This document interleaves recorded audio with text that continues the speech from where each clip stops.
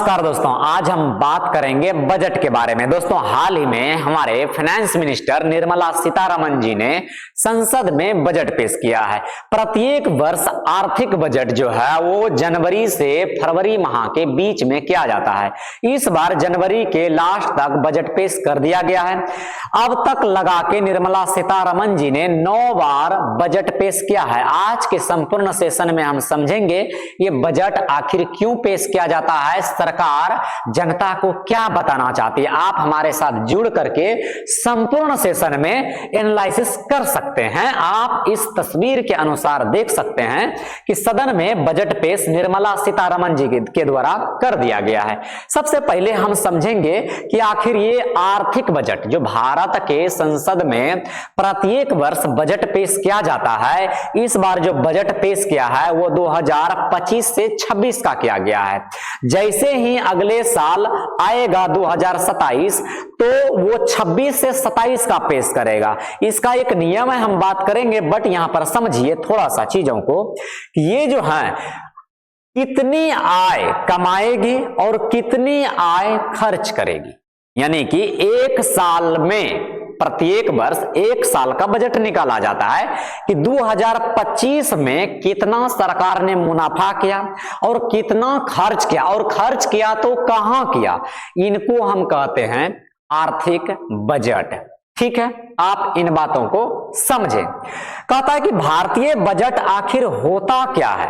तो भारतीय बजट का अगर जिक्र देखें तो बजट जो है, आप याद रखिएगा इन चीजों को, आर्टिकल भारतीय संविधान के आर्टिकल 112 में इसका जिक्र किया गया है और यहां पर बताया गया है कि आय एवं व्यय का विवरण, यानी कि पूर्ण रूप से भारत सरकार एक साल में कितना आय कमाया और कितना व्यय किया, कितना खर्च किया, कुल मिला के ये बजट होता है। इन्हीं को हम बजट कहते हैं, आर्टिकल 112 में दिया गया है। इन चीजों को आप याद रखिएगा। प्रत्येक वर्ष बजट जो है वो 1 फरवरी को भारत का बजट पेश किया जाता है, लेकिन ऊपर नीचे इसका डेट हो सकता है, जरूरी नहीं है।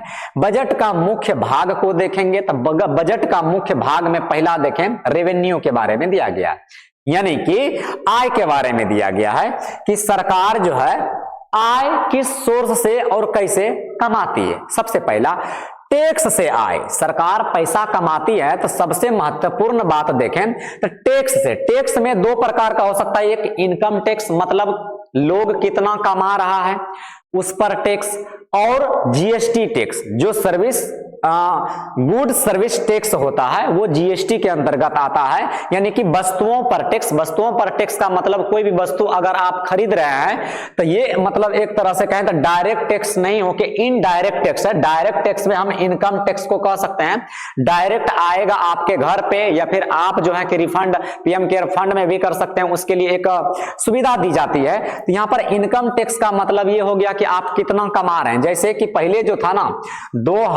पहले जो था 2.5 लाख से कोई व्यक्ति अगर ज्यादा कमाता था, अगर सरकार के नजर में वो पकड़ा गया है तो उसको 5% यहां पर टैक्स मार देता था। यानी कहने का मतलब है कि कोई भी व्यक्ति 2.5 लाख से अगर ज्यादा कमा रहा है वार्षिक मतलब एक साल में अगर 2.5 लाख से ज्यादा का रेवेन्यू प्राप्त कर रहा है और सरकार के आंकड़े में है, तो फिर उसको 5%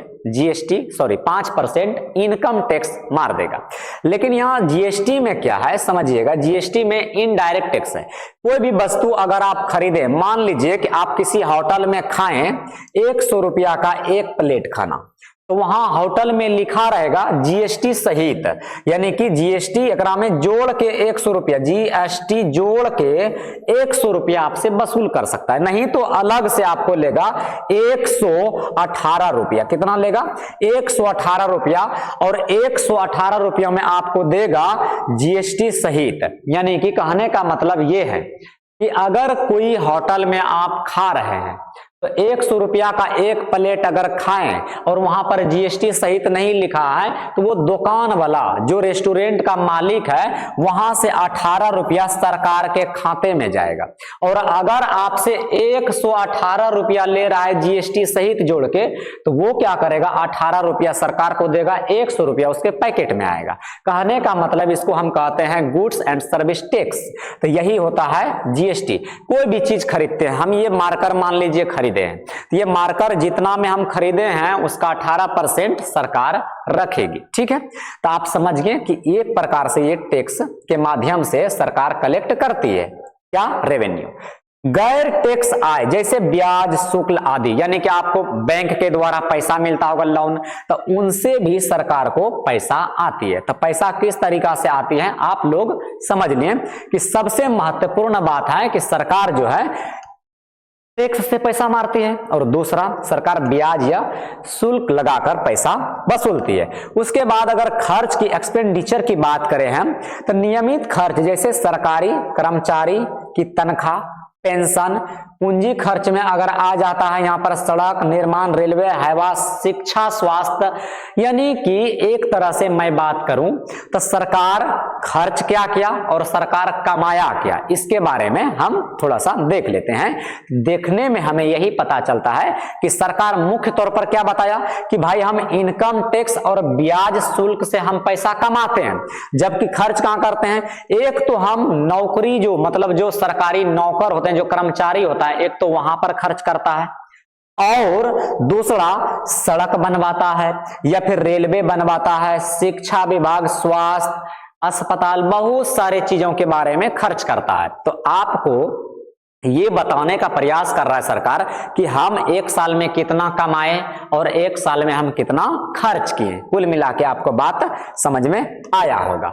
आगे अगर हम देखें तो यहां कर अगर राजकोषीय घाटा, फिजिकल डेफिसिट अगर हम देखें तो कहता है कि यह रकम होती है, यानी कि यह रकम होती है। फिजिकल घाटा क्या होता है, यह एक प्रकार का रकम होती है जिसे सरकार की खर्च आय से अधिक होती है, यानी कि जीडीपी के प्रतिशत के रूप में दिखाया जाता है कि हमने इतना % खर्च किया और इतना % कमाया, उसको हम फिजिकल डेफिसिट कहेंगे।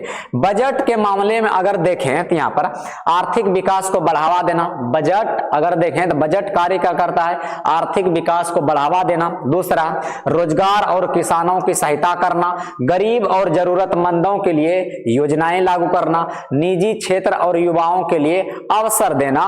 इसे एक देश की आर्थिक यानी कि रोड मैप भी कहा जाता है।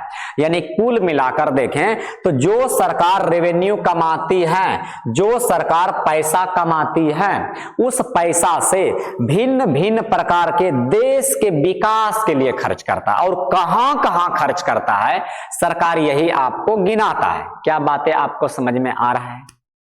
अगर आ रहा है तो हम आगे चलते हैं। ठीक है, आगे अगर देखें बजट में रोजमर्रा का जीवन कैसे प्रभावित होता है। सबसे पहले टैक्स स्लैब में बदलना, लोगों का टैक्स कम करना या ज्यादा होना, ये एक उनका रोजमर्रा का। जैसे हम बता देते हैं कि पहले टैक्स के बारे में अगर समझें तो पहले कितना था, हम बोले ना 2.5 लाख रुपया से अगर कोई व्यक्ति ज्यादा वार्षिक बजट कमा रहा है, वार्षिक आय उसकी है, तो 5% सरकार वहां पर टैक्स काट लेती थी। लेकिन अब क्या किया गया है, अब अगर कोई व्यक्ति 12 लाख से 12 पैसा भी अगर ज्यादा कमा रहा है, 12 लाख से 12 पैसा भी अगर कोई व्यक्ति ज्यादा कमा रहा है तो उनको टैक्स सरकार को 18% देना है, बिल्कुल देना है। 12 लाख से 12 पैसा भी अगर कोई ज्यादा कमा रहा है तो सरकार को टैक्स देना बनता है।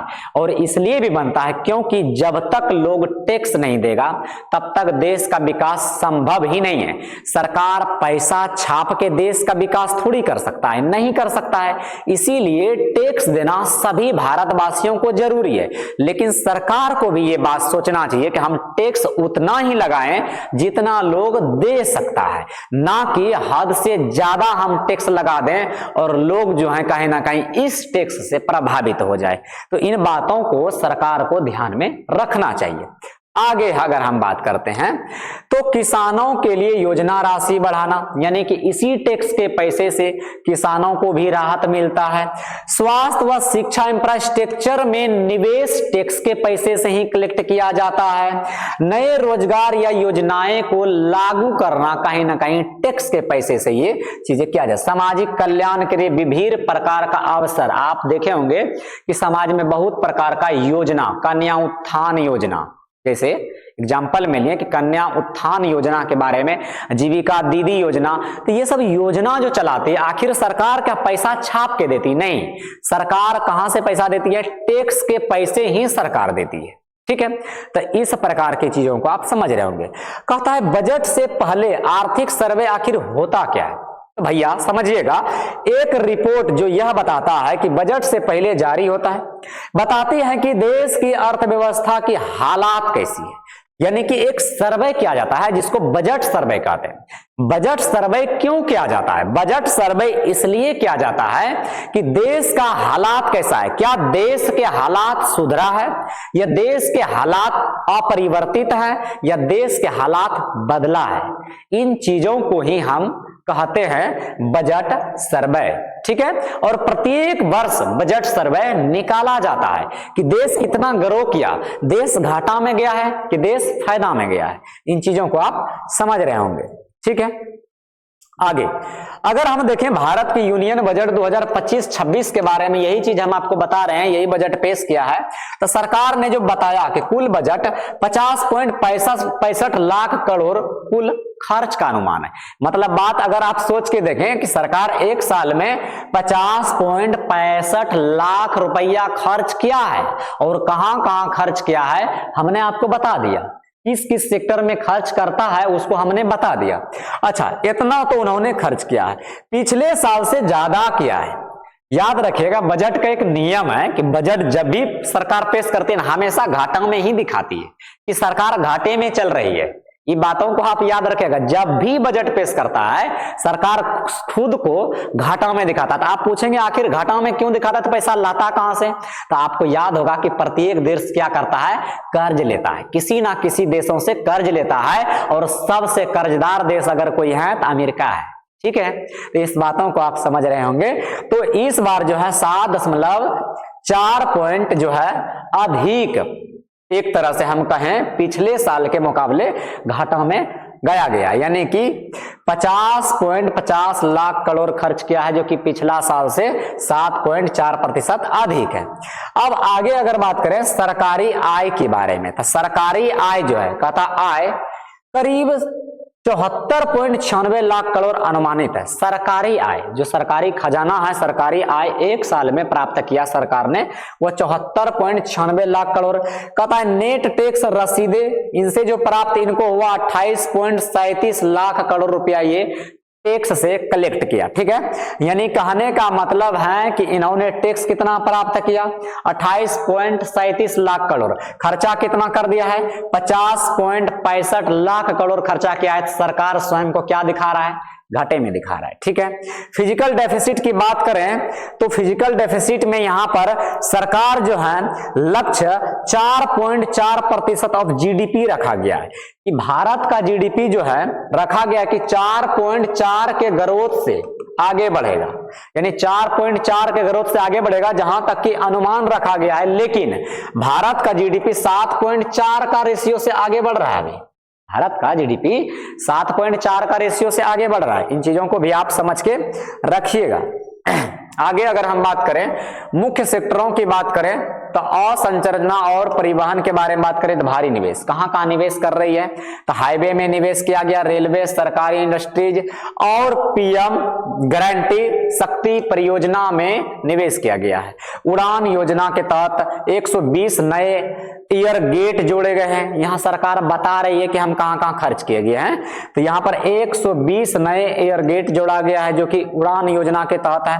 कृषि और ग्रामीण विकास के बारे में देखें तो पीएम किसान स्कीम को बड़ा समर्थन मिला है। सरकार यहां पर खर्चा किया है, सिंचाई में खर्चा किया है, स्मार्ट खेती और प्रोत्साहन में सरकार जो है कि खर्चा किया है। ठीक है, आगे देखें तो कहता है शिक्षा और कौशल विकास के लिए स्कूल कॉलेज के लिए जो है खर्चा किया है सरकार, स्कूल और कॉलेज नया नया विकास किया है। AI कौशल केंद्रों में सरकार जो है कि पैसा खर्चा किया है। और आयुष्मान भारत स्वास्थ्य के क्षेत्र में देखें तो आयुष्मान भारत तो बना दिया है सरकार, एक योजना बना दिया है जो कि लोगों को कहता है कि 5 लाख तक का फ्री में इलाज होगा, 5 लाख तक। लेकिन अभी तक हमें नहीं लगता है कि ये योजना अभी तक सफल हो पाया है और किसी भी व्यक्ति को ग्रामीण, खास करके ग्रामीण क्षेत्रों के लोगों को अब तक जो है कि इसका लाभ मिल पाया है। ऐसा बिल्कुल नहीं हुआ है। लेकिन हाँ, सरकार इसमें गिना रहा है खर्चा। अब कौन खा रहा है, भ्रष्टाचार में जा रहा है, क्या चीज में जा रहा है, सरकार को इस पर ध्यान देना चाहिए। 200 डोकोरियर कैंसर सेंटर और हर जिले में स्थापित किया गया है, यानी 200 डोकोरियर कैंसर सेंटर बनाया गया है, हर एक जिला में बनाया गया। कहां कहां बनाया गया, आपके जिला में बनाया गया नहीं बताइएगा। ऊर्जा और परिवहन के क्षेत्र में जल जीवन मिशन, नवीकरणीय ऊर्जा यानी कि सोलर विंड के बारे में, इस सब चीजों के बारे में, ग्रीन एनर्जी के बारे में जो है कि सरकार खर्च किया। और ग्रीन एनर्जी में वाकई सरकार खर्च कर रही है। ग्रीन एनर्जी सरकार का एक मकसद ही है कि पेट्रोलियम को कम किया जाए, चूंकि भारत में पेट्रोलियम उतना होता नहीं है, हल्का फुल्का मुंबई में होता है तो उनसे काम नहीं चलता है, तो पेट्रोलियम भारत को बाहर से मंगाना पड़ता है जो कि बहुत ज्यादा महंगा पड़ जाता है। आज भी पेट्रोल जो है कि लगभग 100 रुपया से पार कर गया है। तो कहने का मतलब है कि भारत ग्रीन एनर्जी के सेक्टर में आगे बढ़ रहा है।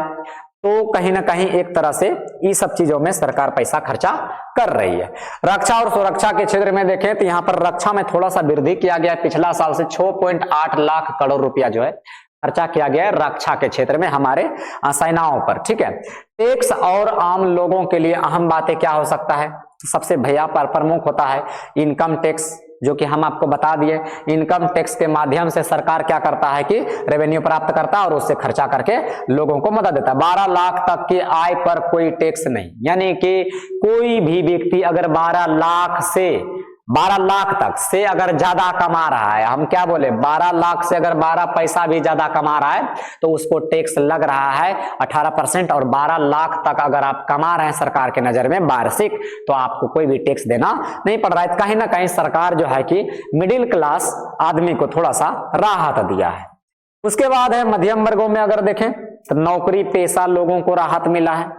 व्यापार अगर देखें तो छोटे उद्योग और व्यवसायियों के लिए क्रेडिट सहायता, प्रोत्साहन परियोजनाएं वगैरह दिया गया है। सही बात है कि सरकार जो है कि लोन भी दे रही है लोगों को, 5 लाख 10 लाख रुपया तक लोन भी दे रहा है। भैया आप पैसा लीजिए और जा करके जो है कि आप छोटे मोटे कहीं ना कहीं रोजगार कीजिए, ताकि आप जो है कि आप भी मतलब देश के विकास में कुछ ना कुछ भागीदारी दे पाए। तो यहाँ पर सरकार ये सब बात बिल्कुल सही लेकर के चल रही, किन किन क्षेत्रों में पैसा वो खर्चा कर रही है। ठीक है, उसके बाद अगर नीतिगत घोषणा देखें, डिजिटल इंडिया पर सरकार पैसा खर्च कर रहा है। मेक इन इंडिया पर सरकार बहुत मजबूती से, एक्सपोर्ट के बारे में सरकार सख्ती बरत रहा है, टैक्स नियमों में सरलता किया है। तो स्टेट के विकास के लिए कार्यों के लिए पूंजी सहायता देना, बिहार को, बंगाल को, कई ऐसे राज्यों को मोटे रकम मिलता है, जैसे छत्तीसगढ़ जैसे सबसे निचला तबका राज्य है जो कि बीमारू राज्य के नाम से जाना जाता है, वो सब राज्यों को सरकार विशेष ध्यान में रख करके पैसा वहां पर खर्च निवेश करती है। ठीक है, उसके बाद कुल मिलाकर अगर हम बात देखें तो बजट 2025-26 का मुख्य यही उद्देश्य है कि आर्थिक वृद्धि को बढ़ावा देना, ग्रामीण और शहरी विकास को संतुलित बनाए रखना, शिक्षा, स्वास्थ्य और रोजगार में सरकार बहुत अच्छा से निवेश कर रही है, वित्तीय अनुशासन और दीर्घकालिक योजनाएं में सरकार पैसा खर्च कर रही है। कुल मिला के देखें तो सरकार यही बताया कि हमने कितना कमाया और कितना हमने खोया।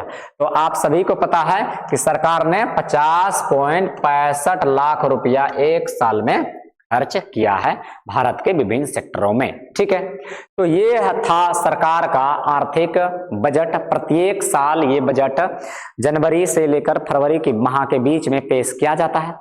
तो ये बजट देख करके आपको लगा कैसा, और क्या इसके बारे में आप सोचते हैं, कमेंट में जरूर बताइएगा। मिलेंगे हम अगले वीडियो में, तब तक के लिए जय हिंद, धन्यवाद, नमस्कार।